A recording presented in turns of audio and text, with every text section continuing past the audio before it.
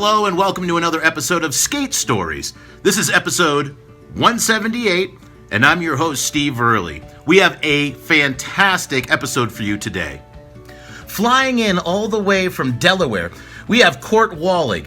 His family's been in the roller skating industry for decades, and he's also the vice president of the Roller Skating Association, and he's running for president.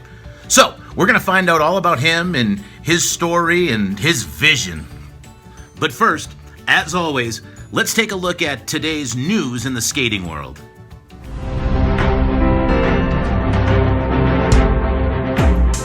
There's been a boom in roller skating in, of all places, the capital of Mongolia, Ulaanbaatar. Opened in 2019, several roller rinks have popped up around the city, including the new Rainbow Skates. Rainbow looks to be a converted store or warehouse that's been designed to be a colorful, fun facility that serves the local skating community with skate sessions and birthday parties. The next time you're in Ulaanbaatar, check out Rainbow Skates. Trading in her ice skates from I, Tonya, Academy Award-nominated actress Margot Robbie is lacing up her roller skates for the hit DC movie Birds of Prey. Robbie portrays the popular anti-hero Harley Quinn, and footage of her filming skating scenes on the road leaked last year. Now that Birds of Prey has been released, you can go see skating on the big screen in all its glory. And that's This Week in Skating News. Hi, and welcome back. We have a good friend of mine who flew in all the way from Delaware. Ladies and gentlemen, Mr. Cort Wahlig. Hey. Hey, Steve. Thanks for having me. I appreciate it. Now, Cort, your family have been in the roller skating rink business for decades. How did this all start? Well, my dad was a competitive skater back in the late 50s and early 60s. He continued on being a teacher, and then him and my mom met at a roller skating rink, and the rest is history. How did you get started? Did you come right out and were you starting to skate right when you were as old as you were to walk, or how did it work for you?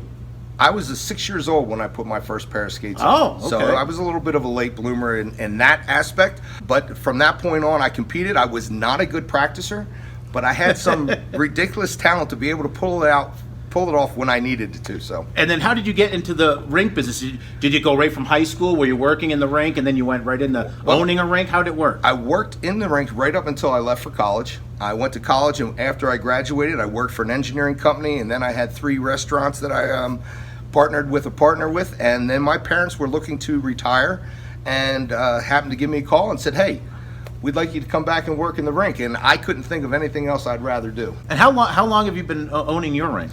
We've had the Christiana Skating Center in Newark, Delaware for 25 years. Holy smokes. And then our rink in Dover, Beth and I have owned it for 6 years, and we'll be celebrating our 40th year next year. So you and your sister own these rinks and operate these 2 rinks in Delaware? We do, along with my wife, Debbie. Oh my gosh. Now we're going to learn a little bit more about Cort after we come back, or to learn a bit more about him as a person. And then he's running for president of the Roller Skating Association, so we're going to find out a little bit more about that after. Until then, check this out. The Library of Congress found some of the oldest footage of roller skating ever. It's from 1907. Check this out. From the Library of Congress in Washington, D.C.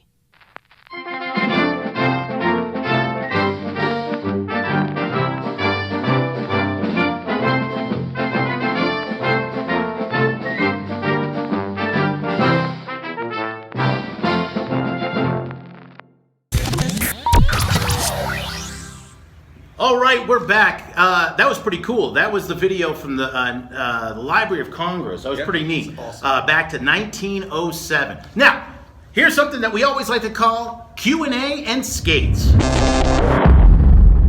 Here, as you guys know, last episode I asked you to either send in your voicemails, send in any questions, or send in any video you might have for Cort that was coming on this episode. The first one I have, question number 1, this comes from Kelly from Emporia. This is, what are the programs you want to support or continue to support in the Roller Skating Association? Geez, Steve, there are so many and so varied programs that we have. 2 of the biggest ones, I think, would be the STEM program.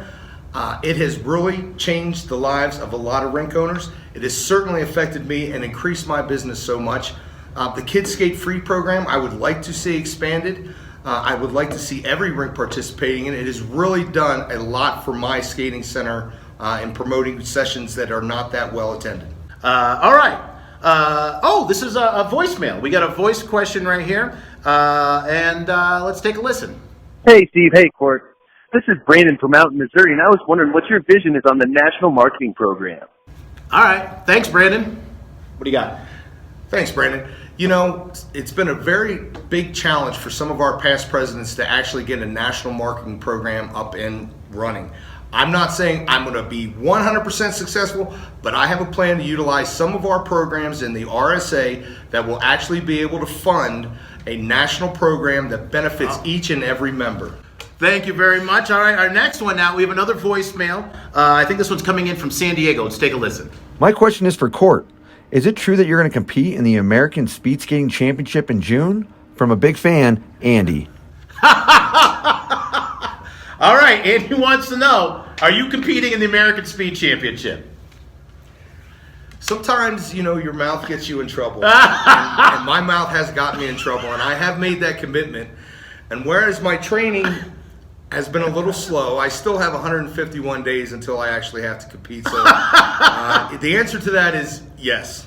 So the American Speed Skating Championship is coming up in June. We're holding it out here in Colorado. Yes. And you're saying right now you're competing. I will be here competing. I can't tell you the quality of my competition, but it'll Wow. be the first race in, I'm going to say 42 years. All right. Well, that means that we have to go to a break real quick. When we come back, we're going to hit up the Role Model Skate Shop, and we got something special for you. If you want the latest news in skates, skaters, and skating, make sure you follow Skateman Steve on Facebook and Instagram. We're posting everything from rink news to celebrities on skates. Liven up your news feed with me, Skateman Steve, on Facebook and Instagram.